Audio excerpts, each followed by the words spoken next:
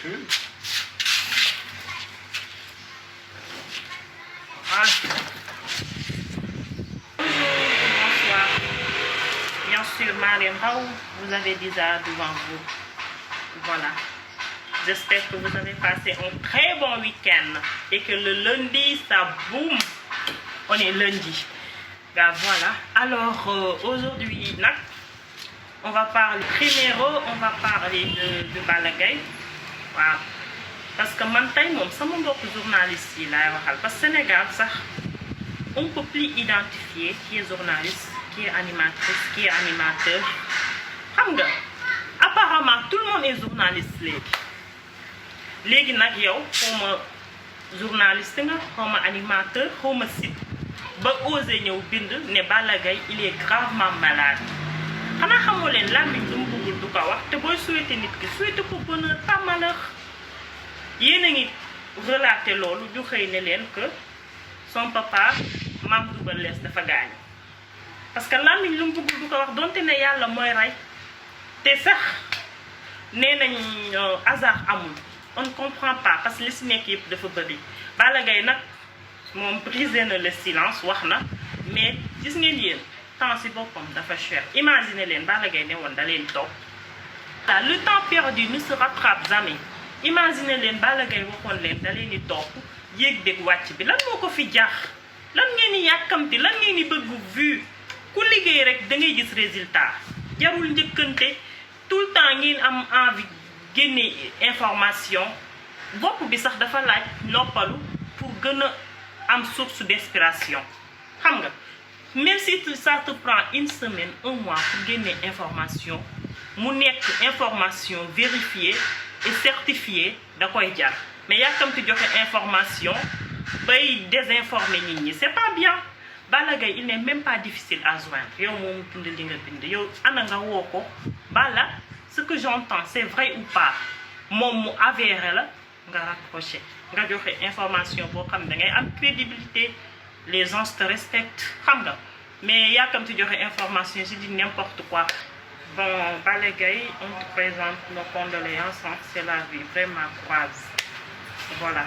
Alors, on va parler d'un peu de Rangou aussi. Rangou, sister. Sister Rangou. Man de maa xamul Rangou yow lan moo la dal. maa xalaan dañ ne nag tur day wuyu borom. Rangou bi nga tuddee sa bopp yaakaar nañ dangaa ràngati ko yow. Rangou nee nga yow dangaa nekkoon Caaroy di Rangou ay téléphone. nekk Colobane di Rangou nga jóge fe ni ñu tëj la prison nga foog ne c'est pas le moment yow nga dugg néegu man la kan la Rangou la vie est éphémère dund bi neex na loolu ngay def say bêtises caaxaankat yi di la xëpp xaalis bu bëri di la jaay ngay voyager fu la neex ñu defal la appartement mais Rangou xalaatal sa bopp ñun ñëpp ay missionnaire lañ ku sa mission jeex nga dem sister yow man dama ne ñoom jey naa ñi fi def scandale sax dama ne man ñoo la gën demin parce que li sama yaay naan booy dee si àll na la gaynde rey au moins jey naa moom bu déggul li ñuy wax ay parents am bëgguñu jël seen responsabilité des na tuuti doomam bu góor boobu bébé Bougazelli moo ko naan ma lii c'est pas normal mais yow Rangou jéemoo di fax sa vie dem marié fondi Rangou nekkatoo xale tu n'es plus une gamine ñu ngi lay souhaiter un happy birthday de passage mais tu n'es plus une gamine c'est le moment nga dugg néegu man la kan parce que instant bi chaque année yokku nga benn at tu sais pertinemment que tu n'es plus une gamine ñu gën dem nañ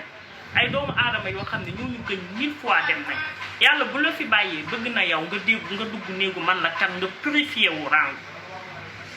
tu vois corona bi ñi mu yóbbu yow neel alhamdulilah tombé woo malade tiens bonne santé macha allah sa corpulence bi xalaatoo ci dara lu dul toñu duñu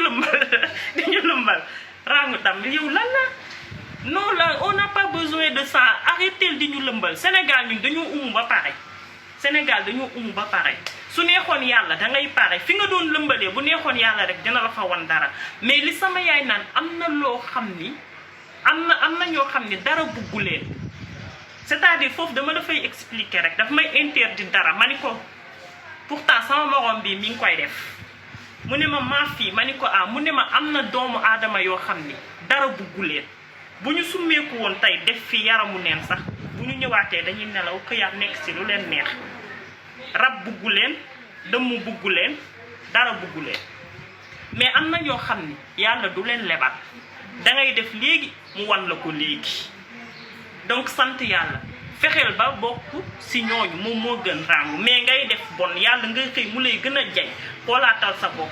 te am nga temps bu bari nag pour purifier wu bokk ci xaritu yàlla yi. Alors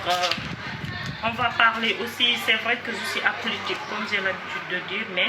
on va parler de la situation de l'Afrique, particulièrement ce qui s'est passé hier à Guinée.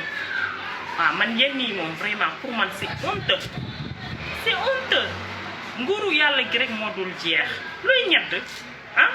li démb liñ def président Guinée démb lan moo ko jax ci àdduna toog bañ lay jël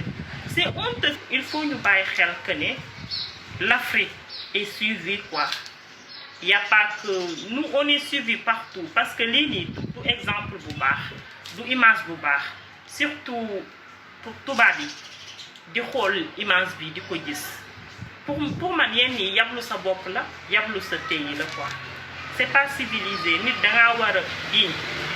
yàlla may na la nekk nga ci pouvoir jeexal nga mais c'est del seize bi donc loolooy naanaan comme ça nga marqué sa empreinte bu ñuy bind histoire boole la ci. mais yenn yi mooy nga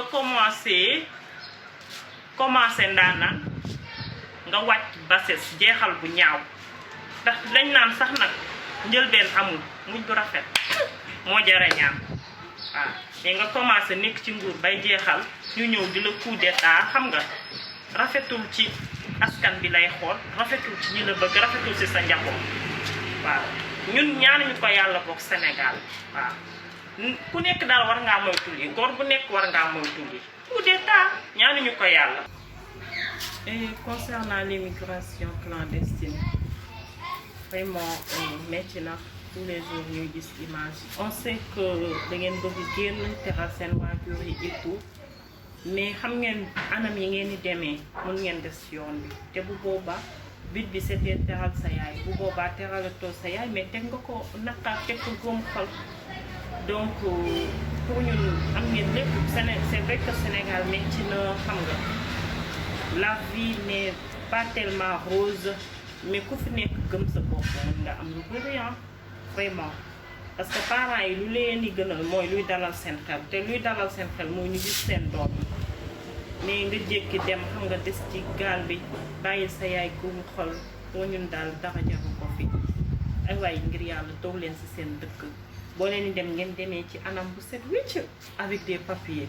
boo leen ko mënal ngeen toog gis nga sàcc bi daa yàkkamti rek mu dem sàcc mais lim sàcc wërsëgam la bu toogoon sax yàlla jox ko ko donc nañ toog suñu dëkk ngeen bàyyi di jaar ci géej gi xam nga yàlla yaatu na. Et vous les parents également am ngeen ci toujours part de responsabilité xam nga dee leen woo seen doom yi di leen yedd te xam ne bëgg nañ ñoom teral leen rek ñoo leen tax a jóg donc bëgg nañ yéen a leen war a faciliter tâche bi c'est-à-dire ngeen woo leen dalal leen yedd leen xamal leen ne seen yéene passé na fii mais seen loxo jotul seen ginnaaw. Je pense que parent bu ci dalal doomam xelu doomam xale bi du jóg pour ne day dem ci géej gi parce que pression bi tamit au Sénégal dafa bëri day nekk ci benn famille xam nga gis kii di defal bi yaayam yow tut ku tookut nga bëgg loolu du coup la majeure partie moom mooy indi gars yi di forcer di dem après ñu des ci yoon bi donc yéen parents yi également il faut nous aider nous les enfants parce que on en a vraiment besoin. C'était tout pour aujourd'hui. Vous aviez 10 heures devant vous. On se donne rendez-vous pour un autre numéro. À très bientôt. Comme je dis, ma histoire d'amour, je vous l'envoie.